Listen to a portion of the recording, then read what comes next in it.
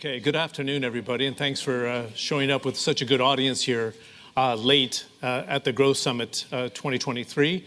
I'm John Defterios. I'm a professor of business for NYU Abu Dhabi. I'm an energy fellow for the World Economic Forum and served as the emerging markets editor for CNN for 23 years. It's a delight to be here.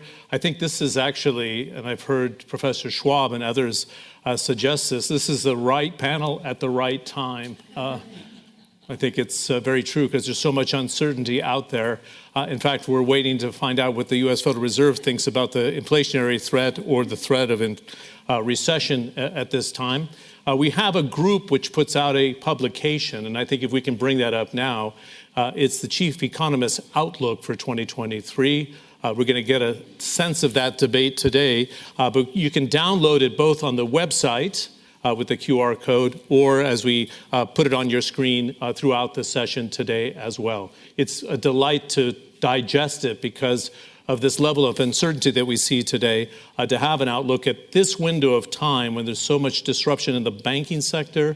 And I spend a lot of time in the Middle East, particularly in the Gulf states. When you go there and there's growth of 6.5% to 8.5%, depending on the country you're in, or you're sitting in Europe or in the United States, or if you go to Southeast Asia or India right now, a completely different outlook. It's almost parallel worlds that we're living today. Let me introduce our panel. Sitting right to my direct right is Fenya Goodell. She's the Chief Economist of Indeed. We have Paul Donovan, the Global Chief Economist for UBS Wealth Management Asset. And joining us, despite the fact she was struggling with the flu, we're glad that she made it out of bed today. Sandra Phlippen is the Chief Economist for ABN AMRO. And it's great to have Greg Daco, the Chief Economist of EY-Parthenon. Let's give a nice welcome to them for our session. I want to, because I know who's in the audience, and some said they were quite willing to ask questions, I want to allow at least 15 minutes for us to take questions from the floor. So I'm going to ask the panel to be very direct with the answers, as in 90 seconds or less. We're not going into professorial mode, which I can do now as a professor, but to be really direct to foster the debate. I'm going to ask the same of those in the audience as well. Identify who you are, because we're live streaming here at the World Economic Forum, because it's very open dialogue, but keep the questions super direct so we can get direct answers as well. One of the things that stood out for me out of this report, and these are members who helped author the report, that there's almost a 50-50 split whether there's going to be a recession this year or we kind of struggle above the line, not going into recession. But the common theme is there is no extreme position, that like there's not a grand shock that we're not expecting. But I think it's a little bit ironic because we're living through a mini banking crisis, if I can put it that way. If you're in the United States, we saw what happened to Credit Suisse. In fact, I was at the financial sector conference in Saudi Arabia as that story started to unfold. Is it contained, and what is the role of government, which are key questions today, because the government played such an outsized role during the global financial crisis, and yet again during the pandemic, it was the lender of last resort, ready to put money on the table when needed. But have we set up a trap for everybody thinking that the consumer can always rely on the government to kind of rescue the day? I'd like to start there, Paul. Is it going to be a recession or not, in your view? And has the government kind of boxed itself in, governments in the plural, thinking they will rescue everybody all the time? I think it's a good place to start. So I don't like the word recession because there's no proper definition of it. And 2 quarters negative GDP needs to be retired like 5 years ago. Yes. We've got half the global economy with declining populations. You can't talk about negative GDP as being a recession indicator. Do we get a significant economic downturn? I don't think we do, because the middle class still has cash. And that's going to help. I think the problem is actually a lot more granular, that lower income groups, I think, are already suffering, certainly in the States. If we look at survey evidence in the Pulse survey and so on, more and more US low-income households are reliant on credit cards to, pay the bill at Walmart. That's going to be a challenge. So I think that for some people, it is going to feel like a recession, if you want to use that word, but I don't think we're going to get a significant downturn in the major economies because I think the middle class will keep us going through. Yeah, it's interesting, Sandra. That stood out for you as well, right? That there's cash in the savings accounts. It was that a product of the pandemic and people were trying to save for a rainy day. And this will buffer a downturn in 2023? Well, indeed, we looked in detail at the cash buffers of households and firms in Europe and in the US. And we did that to basically get a better handle on the question, is there more resilience in the economy than we thought, given the super high inflation and the decade high falling real incomes that was going on during the energy crisis. Because if there's more resilience, basically that also means that spending capacity stays high and prices will stay high. And that could mean that the central banks will have to do more. And that is not I don't see any way this can end super well. I mean, I do agree it won't be a really deep recession, but in any way this can't end really well because, if firms and households are more resilient, it just means that central banks will have to do more tightening. And if they do more tightening, that may delay the pain for a while on the economy, but it will just be a harder landing if there's more tightening ahead. So, our finding basically is that, like to put it really short, households have better cash buffers than firms, and the US is in a better shape than Europe.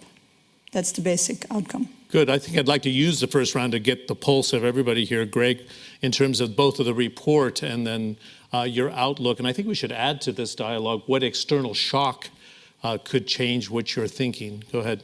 Yeah, well, I think we are in an environment where there is an undeniable slowdown in global activity, but we are in a multi-speed global economy.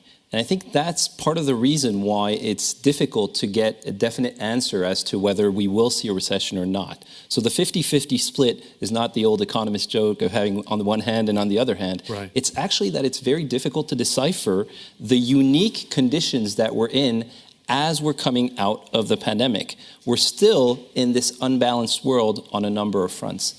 And the other thing that I would note when it comes to a recession is that oftentimes recessions are a reflection of economic imbalances that are large and significant that correct themselves. And to join the earlier point made about cash buffers, I think one of the key elements to underline when it comes to the US economy in particular is not only the fact that there are a lot of excess savings, is that even if you look at credit conditions in the US, the amount of debt that has backed spending is not historically high. Actually, it's historically low. And add to that wealth, and you have relatively healthy consumer fundamentals. There are starting to see some cracks in the foundation of household finances, but as of right now, they're still relatively healthy. So I would tend to think that in that type of environment, you see a mild recession, but you also have to remember that there are a lot of non-linearities in economics. It's not like people slow their spending. Oftentimes, they stop spending, consumers and businesses alike. Okay, Svenja, you focus on the labor market, and I know you wanted to underscore that in different parts of the world, and we've been talking about it here for the last 2 days in Geneva, about the disparity of this global growth outlook and the widening of the wealth gap, which has been a common theme. How does this outlook that's been put together by you on the panel here and others that are part of the community of the World Economic Forum? I think, and I agree with what all the other panels have said before, it's a picture of mixed signals at this point, and that's what's making this incredibly hard. And take with that a still very strong labor market in a lot of different countries, and it's hard to cover it with blanket statements because you really have to dig deep to actually see the different trends. And I think that's also part of the problem coming out of the pandemic. During the pandemic, we moved largely in one direction. Now, coming out of the pandemic, we're at an inflection point and we're moving a lot of different directions, and different sectors are doing different things and impacting the economy differently. And we're moving away from, for example, from goods consumptions to more service consumption, again, on the labor side. And that transition has different impacts. And we're coming off of, in some countries, still very high inflation, having impacted a lot of sentiment measures, right? And I fully agree that consumers are feeling inflation very differently depending on where you are on the income distribution. And so for some people, they already feel like they're in a recession when they're trying to, pump up their car, or when they're buying eggs or milk or whatever it may be. And for others, it doesn't really impact them quite as much. And take with that how much wages have accelerated, and they're starting to come back down now. But nominally, they've gone up quite a bit, shockingly so, making up for a period of time where we didn't see that much wage growth. But it's nothing compared to inflation. So real incomes are not looking as rosy. So you see this competition in the labor market where people are churning quite a bit, although that data is starting to change as well. Particularly in the US, we just got data in that the quits rate is starting to come back down. And I think for the first time, I'd say, in many months, we're starting to get signals that are pointing more in the same direction. Because I think if you had this panel probably 2 months ago, we would have all said, well, the labor market still is really, really strong, but we're seeing some signs. There probably would have been more debate. Now I think we're starting to get more signals all pointing in the direction that there's a distinct slowdown. You can't really argue with that anymore. But having said that, it's still a strong labor market. And that goes for the US as well as many other countries. And that's where it gets interesting for the future. And I'm past my 90 seconds, I'm sorry. But where you start to look at long-term, where's the skills mismatch, right? I think in a country like Germany, where you're worried about a certain skills not being available anymore, but too many business administrative type jobs being, or workers being available, but not enough jobs. And so you have all these mismatches going on in different countries, and how that's going to evolve long term is going to be interesting. And then how is that going to impact the economy? I definitely want to circle back on those topics you were talking about there, and the influence of AI, which has been a pretty big week on that subject as well. But I wanted to kind of take a pulse of what the Federal Reserve should be doing today, right? And is it chasing the inflationary threat, or is it overreacting to it? I remember reading the headlines when the inflation rate had spiked up, and they said it's the highest inflation since 1980. And I had started university then, and that was 18%. So we've conditioned everybody to very low inflation and very low interest rates, and this is a new era. Is this central bank prepared, Paul, to deal with it? And I'd love to just get everybody to jump in on this. Go ahead. So we were in our closed session yesterday. We were having a full and frank exchange of views on this very topic. So my view is, I was wondering what that shiner was on your. Greg just didn't agree. I think we've had 3 phases of inflation. We had the transitory inflation, which was transitory, which was demand-led, durable goods all over. It's now in deflation in the States, outright deflation of durable goods. You had the supply shock, which was the energy shock, now in disinflation, another big drop in the oil price yesterday. We now have a profit margin-led inflation episode, which is unusual. So as we just heard, the real wages are, or have been, falling, i.e. prices have been rising faster than labour costs. That's a pretty good hint that you've got a profit margin-led inflation episode. Starbucks, in their results yesterday, for selling something they call coffee, are saying, well, we've had big increase in margin on pricing, and this has only been partially offset by higher wages. And that, I think, is the problem, because all throughout this period, we've had a Fed chair who is, knows in the Economics 101 textbook, when inflation is high, raise rates and don't stop. And that's not how you do it. This is not how Bernanke or Yellen or Greenspan would have done it. This is how Arthur Burns did it. Huh. And that, I think, is the problem. And so, no, I'm not a big fan of where the Fed is at the moment. Good. do they stop, Sandra? I thought it was an interesting statement from one of your counterparts of this panel, the chief economist of the Bank of England. It was Hugh Pill, who's saying that consumers and workers cannot be demanding higher wages because you're just setting up a vicious cycle of very high inflation. But I thought that was pretty out there. To be fair to Hugh, he was taken slightly out of context. He also said, and companies need to stop ramping up profits. Oh. So he did also mention the companies. He did balance it out. But it's unusual, wouldn't you say, Sandra, for the central bank to get into that conversation? That is unusual. But Well, maybe a few arguments in the other direction of Paul to just keep it a bit lively here. But so there are a few things to kind of push back on here, I think. So the first is that if you look at the profit margins and how they have unfolded during the last episode, like the energy crisis, or the second episode of Paul, that has indeed been a lot if you compare to historical profit margins, but it's very sector based. So it's mainly construction and retail. So not in all these sectors, and also in the medium term, this is not sustainable. But what I think matters more is that something that the Fed and the ECB also worry about is the fact that the impact that all of this has had, so the pandemic and the energy crisis, the impact that is having on individuals and firms is very heterogeneous. So we always think, I even just said it myself, that we have a decade historic fall in real incomes. But actually, if you look at granular data, so we look at financial transaction data of millions of households on a daily basis. And what you actually see is that, like in September 22 in Europe, when the energy crisis was at its hottest, around 2/3 of the households which we looked at had basically not yet a higher energy bill. And that is really weird because 1/3 has a crazy energy bill and is basically going bankrupt. That leads to headlines around those 1/3 of the population that have a crazy energy bill. And that leads to politicians providing generic subsidies and lump sums and all kinds of transfers because they want to save everybody from that situation. But if the impact is so heterogeneous and you keep spending generically, what you get is really inflation. And that is something that went with the pandemic, but that was more sectorally concentrated because we knew where the support had to be going. With the energy crisis, it's much more difficult, and so there's all that misalignment of government spending that goes directly into inflation.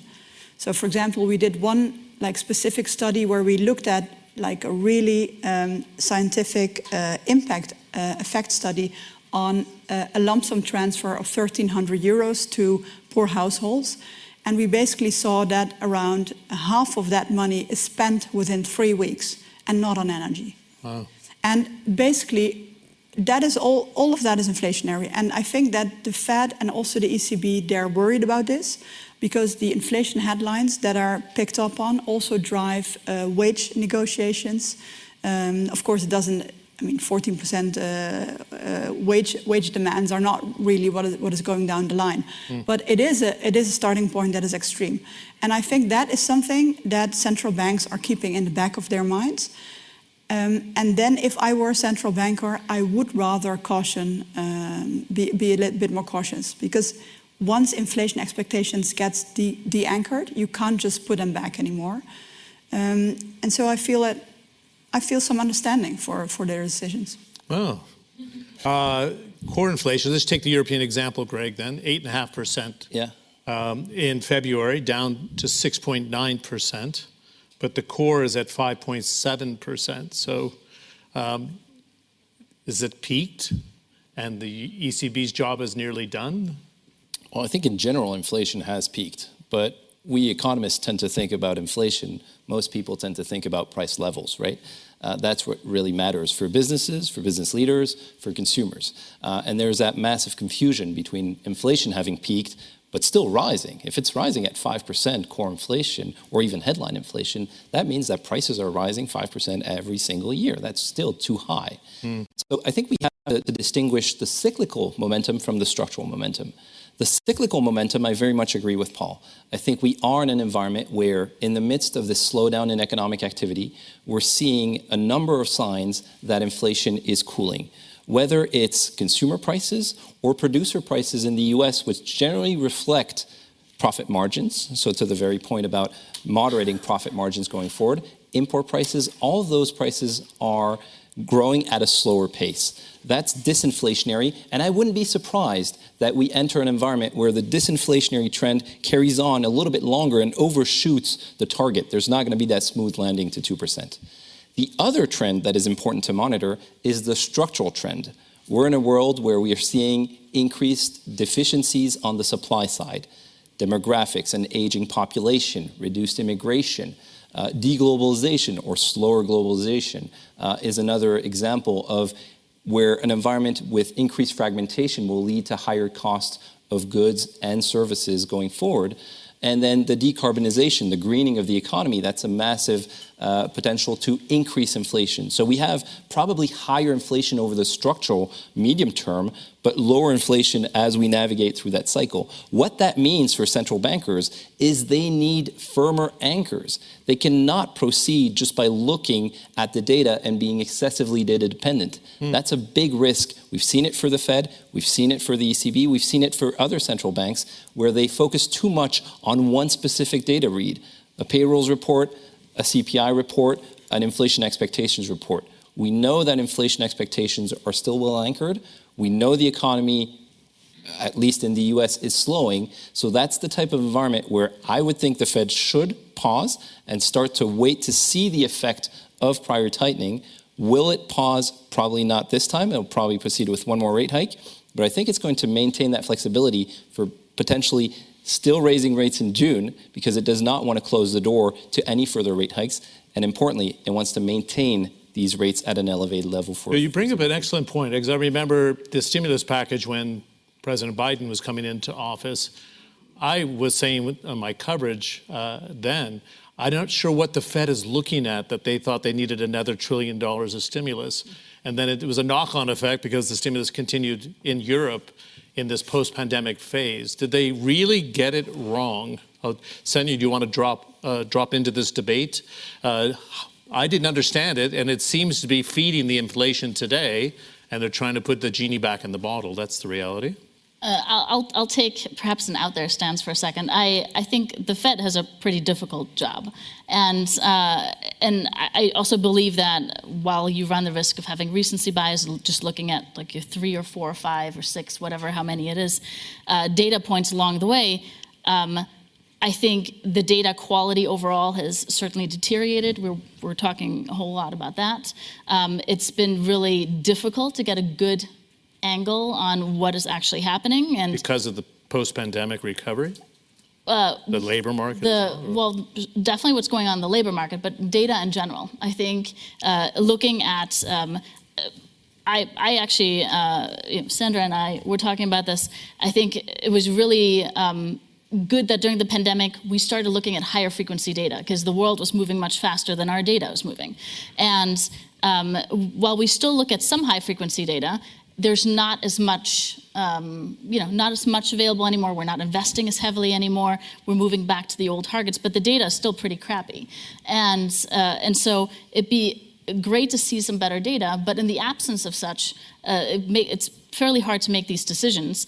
And then leaning on what Greg was saying, there are these long-term structural shifts, right? I think it's certainly really important to take a look at, for example, on the labor market side, we have an aging economy in the US and many other industrialized countries, and the labor force will be shrinking, and that's gonna have an effect on how we produce and how much it's gonna cost to produce and wages, and therefore inflation at some point as well. And I think those are things that will stay with us and are important to keep in mind, even though, sure, you're looking at slightly outdated data that's from the last month or so. Good. I don't want to have just a Western perspective on this panel, so I want to bring in some of the other growth trends. Sorry, John, may I just, because something that kind of sticks into the air here is the idea that the deglobalization and climate change and all kinds of things, this is all inflationary. But I do think that it's very important to note that it's only inflationary as long as growth is playing the game along, right? Because if people can't afford higher prices anymore, or if we're getting a negative growth, that is disinflationary. So I think maybe in the medium term, it might be inflationary, but at the end of the day, if it's going to erode growth, that is disinflationary. And I think that's in my view, I think it might be a dominant factor. I mean, I've said a number of times that really the key in this type of environment is productivity growth. I mean, that goes to your point, because if we are able to increase productivity at the business level, then what tends to occur is that that increases the supply for the overall economy and global economy, but it also alleviates the inflationary pressures. Because if you think about a business leader that's conducting business for which the cost of labor has increased, even though wages have not kept up with inflation, they've risen quite a bit. Yeah. So that's a constraint on the cost front. And what businesses are doing is essentially pricing that out and passing that along. They were able to do that for the most part of 21 into 22, now much less, because there is less capacity to pass on those prices. But higher productivity growth, to me, is really the key to what you're saying, because yes, if we have low growth in this type of environment of transition, then we have lower inflation. But if we have stronger productivity, that's really the key there. Okay, there's no magic, but there's no magic wand to productivity, though, right? No. And this is the aging population quandary, is it not? And Paul, jump in as well. Go ahead. I was going to say this is we can give Greg the 20 later on, a good bridge into AI, right? And what that will do to productivity, because I think thinking about impacts long term that AI could have, productivity is certainly at the top of the list in terms of how we make a shrinking labor force more productive and do more for us. Okay, I want to pick up on that, and Paul, you can jump in as well. But we had the head of AI for Google resign, and then, he went on mainstream media saying I had to resign because I see a real threat there. And you're taking the glass half full approach, saying that it'll boost productivity. But there's a lot of destruction along the way. I don't know. Not to say that there aren't a lot of problems and discussions worth having around that. Absolutely. Okay, are we starting to weigh the impact, Paul, of AI? Well, I think that whenever you have a revolution, an industrial revolution, I mean, the point is these things are revolutionary. And you don't necessarily end up with mass job losses. I mean, we haven't through history. It's not that we're sitting here with 1 million people employed in the United Kingdom because that was who was employed before the first industrial revolution. We create jobs. The problem, of course, is that if you were an artisan weaver and sort of lower middle class in 1750, you were the lowest of the low by 1800. So you still have a job. It's just no status and no pay. And that was because of technological change. But then other jobs come along which raise. And this is what we've got to reflect, I think. It's the disruption and the change which comes through. And I think perhaps to some of the earlier points around deglobalization and aging populations and so on, as with AI, what this does in terms of pricing is change relative prices, I think, more than it changes inflation. But I started my career as a Japanese economist. Aging population, inflation not a noted consequence. If you look at globalization, arguably globalization has raised inflation over the last 20 years. It just has lowered manufactured prices, which we care about, and raised commodity prices, which emerging markets care about. And similarly with AI, I think we will see relative productivity shifts with associated relative price changes coming through. So that I think it's more about relative change than it is the aggregate level that we're talking about. Good. You brought up emerging markets, and I was emerging markets editor, and it seems like we're very complacent about some of the dislocation we're going to have with higher interest rates, Greg, and the pressure. I see you nodding, Sandra, as well. This could have, for example, in Egypt and Pakistan's a worry. We've seen 3 or 4 in Africa and Latin America, go knocking on the door to the IMF and the World Bank, of course. Is this a surprise shock that we're not factoring in now? Have you given it thought, Greg? Well, I think we're in this environment where we've seen successive waves of shocks, where essentially we've seen the pandemic as a supply shock, then we had the war in Ukraine as a supply shock, and those shocks have lingering effects. The Suez Canal issue is another example, and they have lingering effects. And I think for emerging markets, this is very important because they tend to be on the losing end of these supply shocks very directly in terms of the benefit of supply. You think about grain or you think about different types of commodities that are transacted, but also on the inflationary front, because there is a tendency to have a larger basket that is concentrated on energy, consumption basket, on energy and food in these economies. So that is a big risk in this type of environment. So I think, yes, your question is right. we need to focus not just on advanced economies. It's not just a question of thinking about the growth prospects for the US and Europe, but really thinking about the inclusiveness of that growth and the distribution of that growth around the world, not just in some privileged economies. Okay, Sandra, do you want to weigh in? Then I'm going to open the floor to the audience here. I just wanted to add one thing, and that is something that I heard at the beginning of this conference, saying by Ricardo Hausmann. He said basically, I think it's a really relevant point that we need to be much more aware that the fiscal aid that has come from the U.S. In an overdone way since the pandemic, that has led to benefits and resilience on the ground locally in the U.S., but the costs have mainly been spilled over to the rest of the world. So the rest of the world doesn't face the benefits from all that fiscal stimulus, but they do face the cost of it. And I do think that's something to really keep in mind. Very good, thank you. I'd like to see any hands for questions. We have the benefit of having the Minister of Economy and Planning from Saudi Arabia, so it's nice to see you, Your Excellency. Can we get a microphone to you? I'd love to have you share your perspective of what it feels like in Saudi Arabia, because I'm going there about 10 times a year, as you know. And last year was almost 9% growth, and you're calculating 4.5, 5. I'm not sure if you've recalculated since we heard from you at Davos. We don't have a lot of time, but can you share your concerns right now? And is inflation a real challenge? But it's a phenomenal diversification of the economy with oil prices even this range of 75, 80. Thanks, John. I think inflation definitely we're anticipating, or we're actually waiting to see what the Fed will do. We have a concern that there will be more of a trickle-down effect on the U.S. economy if the same pace continues. But I think most people expect something less than what we've seen in the previous hikes. We'll wait and see. That definitely has an impact on the global economy. And of course it does. Saudi Arabia is more integrated in the global economy than before. It's always been a big player, and now even more with its transformation. So yes, we do have, we pay attention to that. We expect next year to have a different growth, I'd say,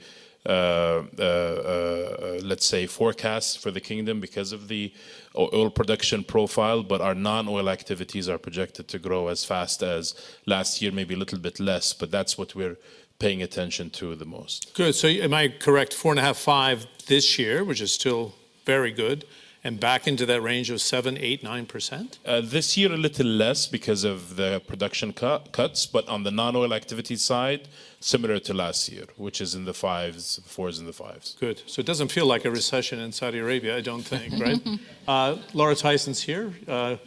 I think you said you'd ask a question or weigh into this debate. If we can get a microphone to her. If you can raise your hand, Laura, it'd be great. Any other questions from the floor? And one here as well afterwards. Please. I'm also going to be talking about this at the closing session, so I will try not to be repetitive. On the issue of U.S. policy, I think it's important, a note made here, that U.S. makes fiscal and monetary policy for itself, okay? But we're a very big part of the world economy. So if we stimulate fiscally and I think the general view, I think the general view of this session is that we went too far. I'm not sure I think we went too far. I know the decision makers sitting there trying to decide what to do when Biden became president. A number of them had been around during the 2008 recession. A number of them did not want a very slow recovery. They wanted a really fast recovery, and they looked at the experience it took nearly a decade to fully recover from the Great Recession. Mm-hmm. The fiscal response was very weak, and the monetary mechanism wasn't really working. So this time around, they said, that's not going to happen. We would rather make a mistake, the error on being too stimulative, on the fiscal side. We know we're going to do that because we'll get out of the recession fast. And of course, the U.S. did. The U.S. absolutely did. The recovery of employment, the recovery of the labor market, the recovery of the economy measured in a whole bunch of other indicators, really fast, really fast. So I think the policy... Put you on the spot here a little bit then. Mm-hmm. So you were the chief economic advisor to President Clinton. Yeah. Was that a mistake to step on the throttle as Biden came into office, though? Would you have done the same? Would you have recommended the same? I would have done the same. I would have done the same. I know a number of the people who were involved, and I think they thought, not so much, they weren't thinking about Clinton, but they were thinking about the slow recovery from the Great Recession, and a number of them had been part of the Obama administration. So here they had the opportunity, which they didn't have under Obama, to have a massive fiscal stimulus, and they did it. Not thinking about, or perhaps with the benefit of hindsight, what are the implications of that for the inflation rate? And I think right now, look, there's a lot of research going on in the United States right now and around the world. What is the extent to which the unlocking of inflation was demand-driven because of that fiscal stimulus, along with ongoing accommodative monetary policy, okay? And to what extent was the supply chain disruptions and the kind of COVID effect, which no one could really predict? Great. I need you to wrap it up. Okay, so I'm saying I think there's going to be an ongoing debate about this. I personally would have put my foot on the throttle. I think they did the right decision.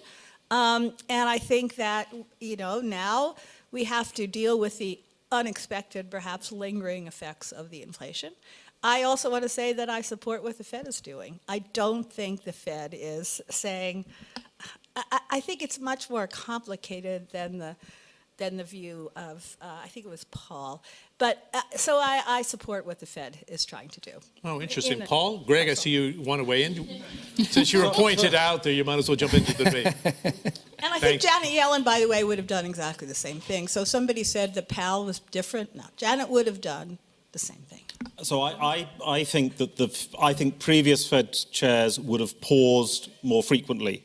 I mean, we had in June of last year, the policy errors in June, Powell comes out and says, we surprised the markets. We raised more than expected because inflation expectations are out of control. Less than 2 weeks later, they revised down the inflation expectations number because the data's not reliable. And so this relentless, maniacal hike, I think has done damage.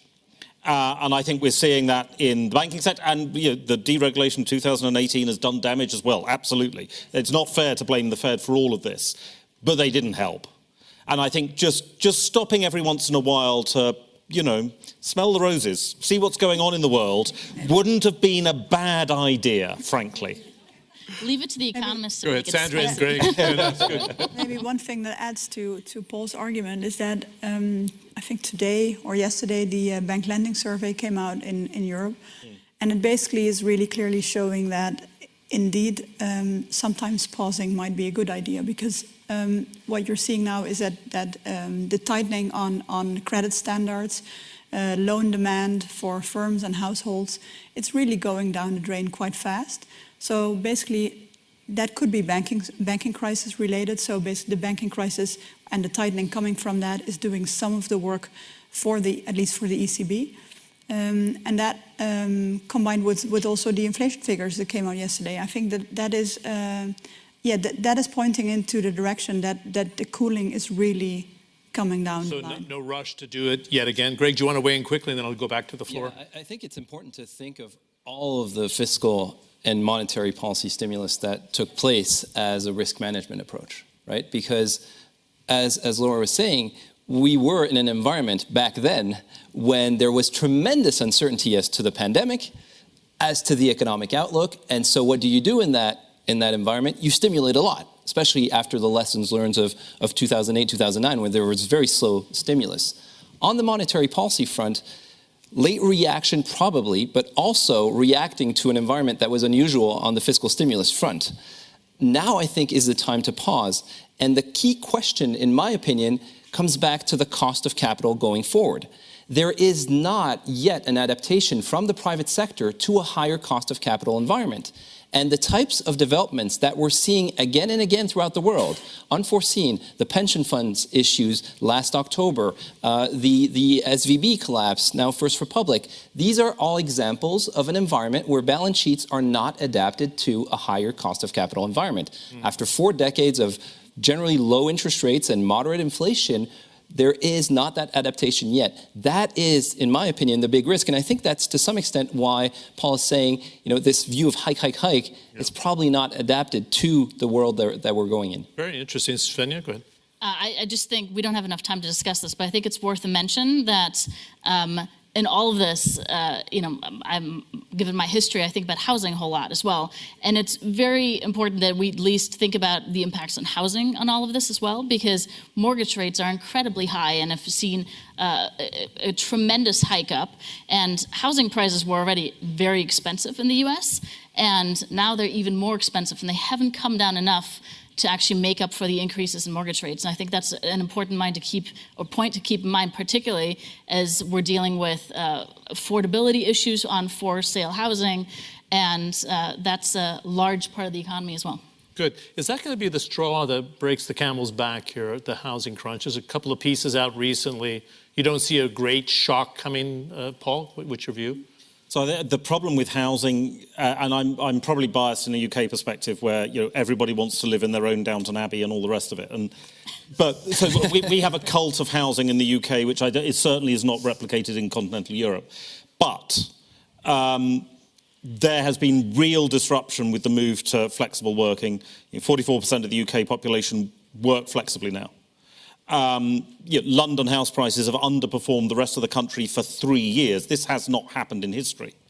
So, at least not since the bubonic plague. So we've now got real shifts going on, and I think it's tricky. Now, we were really hit by the trust debacle, and that really shocked people with the housing market implications of that.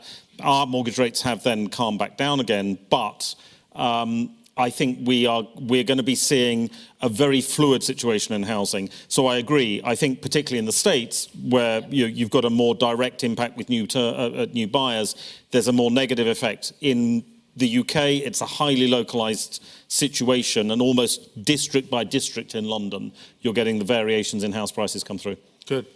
Sorry, thanks for your patience. Just identify yourself, please. Right, thank you. I'm JJ from Japan. It may be a little bit odd question from the micro company point of view. I think these days, companies are getting more and more pressure to include intangible values, especially the social values, so on, in their business activity. And then this is a bridging question from micro to macro. So from economist point of view, how do you include this kind of the non-monetary values, social activities, so on, in your evaluation? Go ahead. Who wants to jump in on that? Sandra? Yeah, so I think it is an important aspect, and it is on a very broad spectrum, right? So on the whole SDG spectrum, firms are kind of being held to account. I think if you just look at the narrow element of emissions, at the end of the day, if you previously lived in a world where all the externalities from production were basically carried by the rest of the world, and then in the new world, all the externalities from production are carried by the firm itself. Yeah, that's a huge cost increase, and that is exactly what a carbon tax, for example, is looking to do.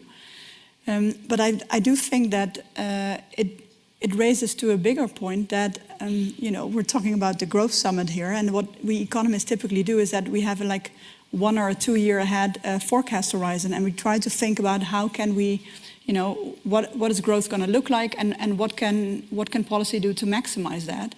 But if you look at the climate scenarios, it basically means that maximizing growth now in the short run, assuming that we haven't found a way yet to decouple that from emissions, it basically means that it's going to put us on a trajectory of a massive GDP decline in the future.